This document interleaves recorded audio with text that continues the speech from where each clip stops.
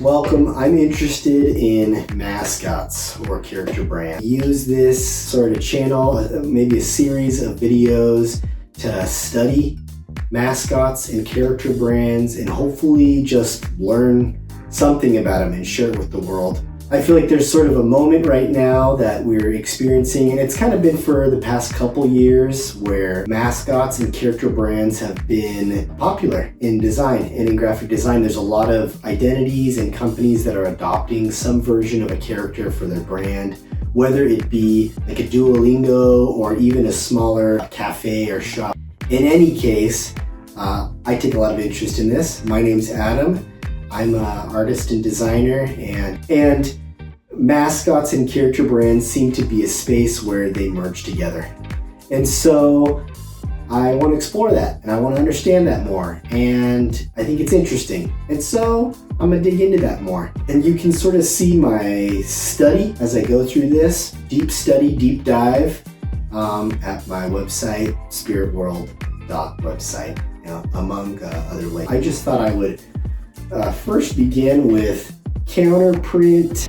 They're based out of the UK. Their book is called Mascot. I think it was first published in 2022. And this is kind of like one of the newer sources for this subject that I've seen. That's been put together really nicely too. Character brands that are modern, and they just interview the studio or the designer that created the character. I'm gonna reference that a little bit. I feel like maybe in the 2010s we witnessed a lot of illustration put at the forefront of brands, also sort of packaged up and used for the startup tech image too. Gusto is one of those. I think Robin Hood was a big one that we saw. And I guess I say that because oftentimes when we think about branding, we might think about the entities that a brand is associated with. And it seems like a brand in itself is becoming popular, right? Beyond the product itself, people like the logo. They want to resonate. And the online community is part of that too. Okay, yeah, and so illustration kind of moves forward. And I think that has kind of morphed and evolved into this concept of characters at the heart of brand. That illustration used as a decorative element, and it maybe took center stage more, and now we see that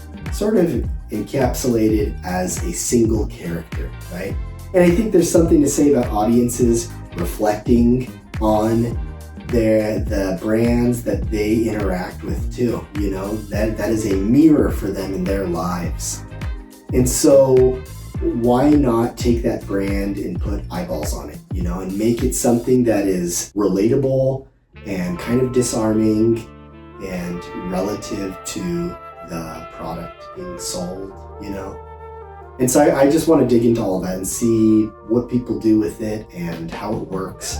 And mostly just look at cool logos that are characters and brands. It becomes, this full story of animation and all of these pieces, how I can take on a culture. Anyways, I don't know if any of that makes sense.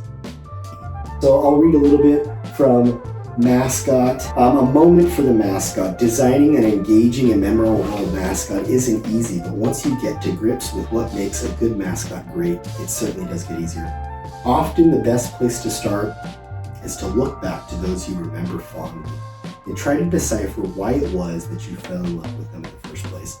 I like this because mascots are so memorable. That story literally personified through this character. And so in this foreword, the writer mentions, different Summer Olympics games. One in particular, the 1988 Summer Olympic Games, which was in Seoul. And he mentions it's sort of a tiger character which stands out in his movie. It was a formidable marketing tool, both for the games themselves and importantly for any Olympic event. Animal mascots in general can be extremely effective marketing tools, able to simultaneously disarm us with their charm and influence us with their character, spirit, and attitude. It was only later that in recent history, animals were utilized and adapted in the advertising and design world to meet commercial purposes.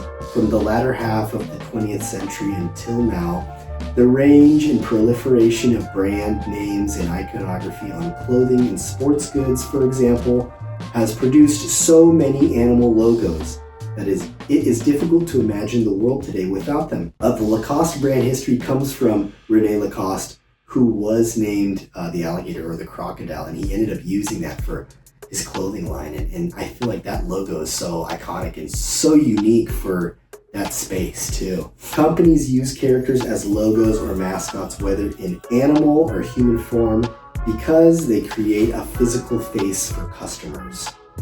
People gravitate towards their familiar features, and they can be made to be gender specific, as in the case of the Jolly Green Giant, or age specific, as in the case of my little friend Hodori, right, that he mentions earlier, this Korean Summer Olympics Games mascot. The character, however, should never detract attention from the company.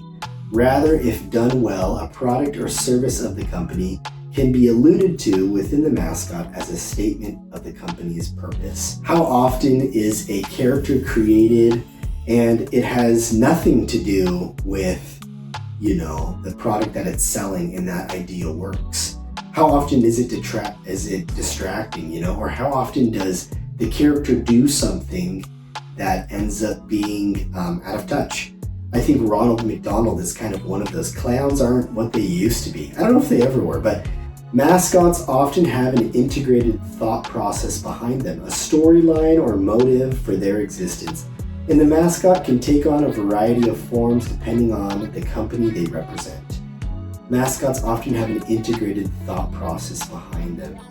You can take on a variety of forms. You think about, Duo and Duolingo and how that owl has survived for so long, and its Twitter presence is so well known, and the people behind that are genius.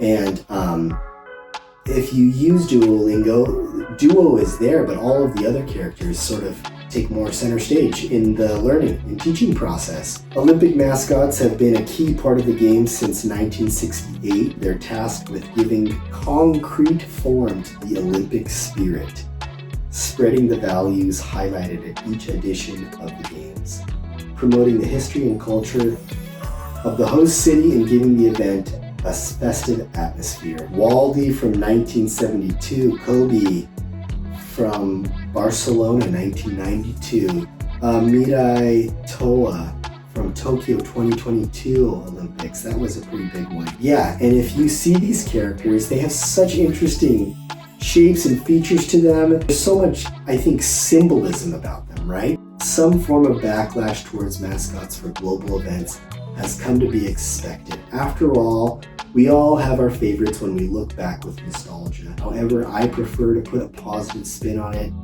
and as a fan of mascots, I think it's comforting to know that they are still with us, fighting their corner as a mainstay of graphic design.